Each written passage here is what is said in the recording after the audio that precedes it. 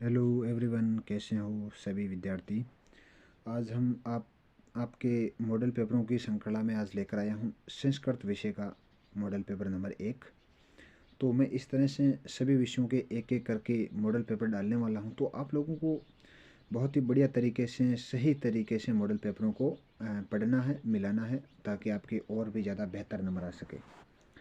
Model पेपरों की जो श्रृंखला है, उनका जो भी सिस्टम है, उस तरीके से मैं चल रहा हूँ और धीरे धीरे लगभग यानी कि 8-10 दिन के अंदर पूरे के पूरे मॉडल पेपर आपके डाल दिए जाएंगे। तो यहाँ पर पूर्णांक वही 80 है, समय 3.25 घंटे है और निर्देश आपको अच्छी तरीके से पढ़ने हैं और उत्तर पर मैं आपको ले चलता हूँ। उत्तर है पाषाणीय सभ्यता समाविष्टा न स्यात्, यानी कि पाषाण सभ्यता है, जो पाषाण सभ्यता है वो यानी कि कौन सी इस पाषाण सभ्यता के अंदर समाविष्ट नहीं है। क्या प्रकृति है, बिल्कुल सही है, या नगर वहाँ पर थे, वन वहाँ पर थे, लेकिन वहाँ पर निसर्गे नहीं था। तो ऑप्शन नंबर बे इसके अंदर माना जाएगा। यानी कि बुद्धि बलरवती सदा कथा कुतः संग्रहिता, तो यहाँ पर शुक सप्तति आ जाएगा। शिशुपालनम इत्यस्य पाठस्य रचयिता कह है। शिशुपाल पाठ के रचयिता कौन है, तो उनको नाम है डिंगनाथ।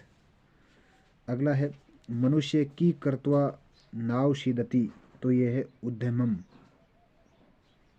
तो उद्यमम इसके अंदर उत्तर आ जाएगा। सिंहस्य पुंचह के धुनोती, तो वानर, इसका ऑप्शन से हो जाएगा। अगला है प्रथमो धर्म के है, तो प्रथम धर्म क्या, आचार विचार विनय दीने है, तो आचार यानी कि होना चाहिए। निष्क यानी कि निष्कपट है इत्यस्य पदेन संधि विच्छेदो अस्ति। निष्कपट का संधि विच्छेद क्या हो जाएगा, तो यहाँ पर जो संधि विच्छेद होगा यानी कि से की जगह क्या हो जाएगा, कौन सा से हो जाएगा, सड़क वाला हो जाएगा। प्रकृति ही प्लस एवं इत्यस्य संधि पदमस्ति, तो प्रकृति रे हो जाएगा। सच्चुत्वे संधि ही उदाहरणमस्ति, तो सच्चित है हो जाएगा। अगला है अनुस्वार अनुस्वार संधि उदाहरणमस्ति ही, तो अनुस्वार के अंदर कौन सी संधि है, धर्मचर्य। अनुरथम इत्यस्य पदस्य समास विग्रह अस्ति, अनुरथम के अंदर कौन सा समास विग्रह है, तो रतस्य पश्चात है। अनु का मतलब पीछे पीछे होता है। दिगु समासे उदाहरणमस्ति ही, तो पंचपात्रम। मुख कमलम इतरेश्य के समास, मुख कमल के अंदर कौन समास है, यानी कि मुख है जैसा है जो कमल, तो उसको क्रमधारी समास बोलते हैं। आचार है इत्र इत्र इत यत्र है पदे के उपसर्ग, आचार के अंदर कौन सा उपसर्ग है, तो इसमें आंग उपसर्ग हो जाएगा। अगला है दुर्वहम इत यत्र है उपसर्ग शब्द चे पृथक कर्तवा लिखती, यानी कि दुर्वहम के अंदर कौन सा शब्द है वो, तो दुर प्लस वहम इसके अंदर हो जाएगा। उत्तर यहाँ आपको मिल ही रहे। इसके बाद में आपको रिक्त स्थानों के पूर्ति वाले प्रश्न भी आएंगे। तो यहाँ है कि सहा मधुरम फल खादती, तो बालक प्लस टाप, तो यानी कि सहा बालिका मधुर फल खादती, तो यहाँ पर बालिका आ जाएगा। तत्र अस्ति, तो तत्र जनता अस्ति।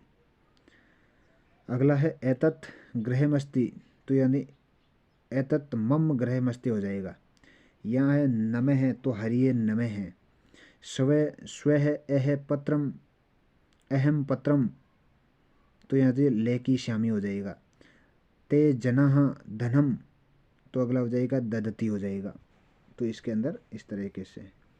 अगला जैसे अधोलिखित गद्यांश पठित्वा एदता धारिता प्रश्नानम उत्तराणी यथा निर्देश लिखतम, यानी कि आप पहले गद्यांश को अच्छी तरीके से पढ़ना है और दिए गए प्रश्नों का आपको उत्तर देना है। पहला है एक पदेन उत्तर आप लोगों को देना है।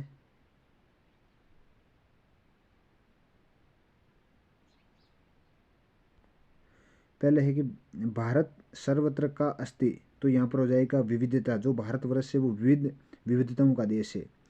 मनोच्चारणम कस्या भाषायाः जनाः कुर्वन्ति, तो इसके अंदर हो जाएगा संस्कृत भाषायाम, यानी कि मंत्र उच्चारण के लिए किस भाषा का उपयोग किया जाता, तो संस्कृत भाषा का। वयम एकम किम गायम, गायः है, तो यहाँ पर होता है राष्ट्रगानम। भारतीय संस्कृति कुत्र निहिता अस्ति, तो भारतीय संस्कृति उस संस्कृत भाषा के ऊपर निहित है। पूर्ण वाक्यान उत्तर हो जाएगा यहाँ पर कि भारतीय संस्कृति है मूल मंत्र क्या है। भारतीय जो संस्कृति है उसका मूल मंत्र क्या है कि भारतीय संस्कृति मूल मंत्रम सर्वे जन हिताय सर्वे जन सुखाय च अस्ति, यानी कि सभी जो लोग हैं वो सुखी रहें और सभी लोग हैं वो यानी कि सभी लोग यानी कि जनहित के अंदर कार्य करें। भारतस्य सर्वासाः भाषां जननी का अस्ति, तो भारतस्य सर्वासाः भाषाणां जननी संस्कृत भाषा अस्ति। भारत कशा समूधुरा धा पर्वती भारतेः विविधता यामी एकताया सुमधुरा पर्वतिः। अगला गे हो जाएगा अस्य गद्यांश समुचित शीर्षक लिखित, यानी कि भारतीय संस्कृति संस्कृतंज है। गे हो जाएगा कि भाषिक कार्यम वये सर्वे राष्ट्र ध्वज नामम इत्र कत्र पदम लिखित, तो यानी कि भारतीय संस्कृति के अंदर भारतीय वयम समूधुरा धा पर्वत इत्र विशेषणम आपको लिखना है समूधरा, यानी कि सुमधुरा धारा पर्वती के अंदर सुमधुरा इसके अंदर विशेषण है। माता इतस्य पर्याय पद गद्यांशात चित्वा लिखित, यानी गद्यांश को पढ़कर माता शब्द का आपको लिखना है। जननी हो जाएगा प्रायः जनाः अत्र जना इतस्य क्रियापद, तो यहाँ पर आपको क्रियापद भी लिखना है तो कुर्वन्ति हो जाएगा।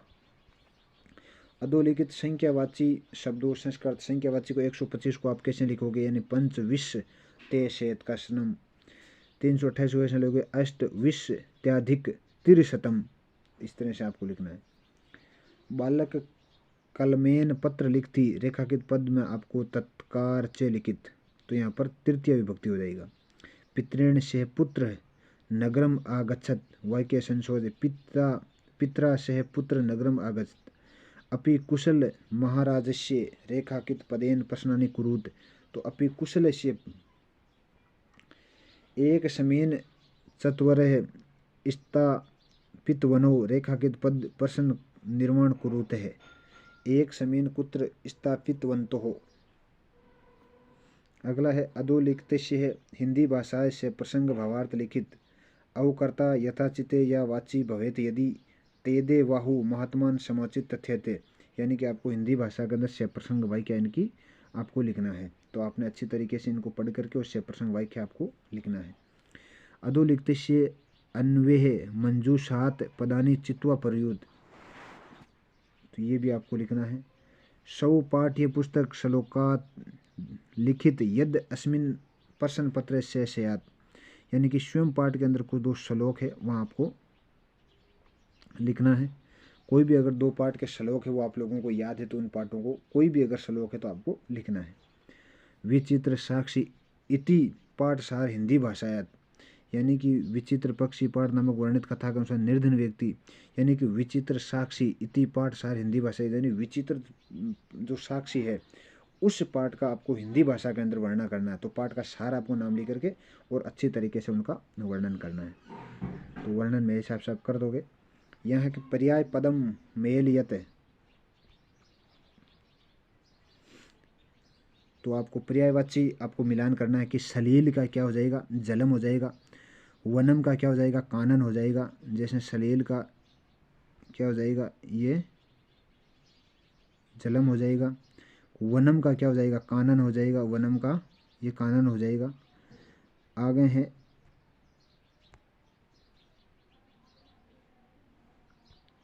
सूता का क्या हो जाएगा पुत्री हो जाएगा, और दसने का क्या हो जाएगा तो दसने का दंते हो जाएगा। तो इस तरीके से आप मिला सकते हो उनको। अगला है मंजूषाया पर्दते समुचित अवये पदे व्याख्यानी प्रयुत, यानी कि अहम जयपुर गच्छामी तो सवे है हो जाएगा। तो रमेश अपि ही मया से गच्छति तवम अत्र अवम तिष्ठ, तो आपको ये लिखना है।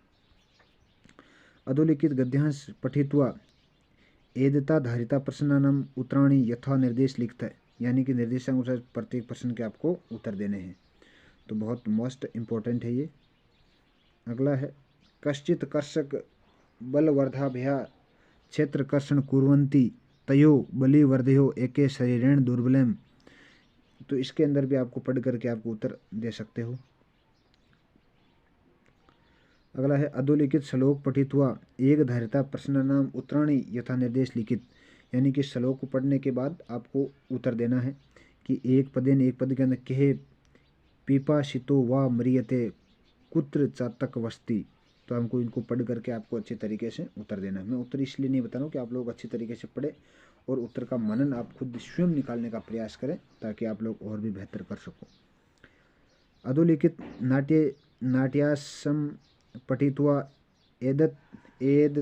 एतत् धारिता प्रश्नानाम उत्तराणि यथा निर्देश लिखित। सिंह भो अहम वनराज की भयम न जायते किमर्थम मामं। यानी कि इनको पढ़ करके आपको उत्तर भी देना है। इसके बाद में आपको इसको भी पढ़ना है। अधोलिखित वाक्यानि क्रमरहितानि सन्ति यथा संयोजित कुरुत्वा। यानी कि आपको क्रम वाइज इसको एडजस्ट करना है। फिर बाद में आएगा कि आपको एक संस्कृत वाक्य में एक अनुच्छेद भी लिखना है।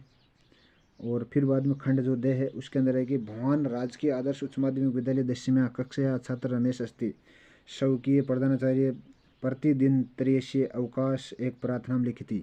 एक आपको प्रार्थना पत्र भी लिखना है जिसमें आपको थोड़ा थोड़ा पॉइंट दे रखा होगा और आप लोगों को अच्छी तरीके से तैयार करके लिखना है।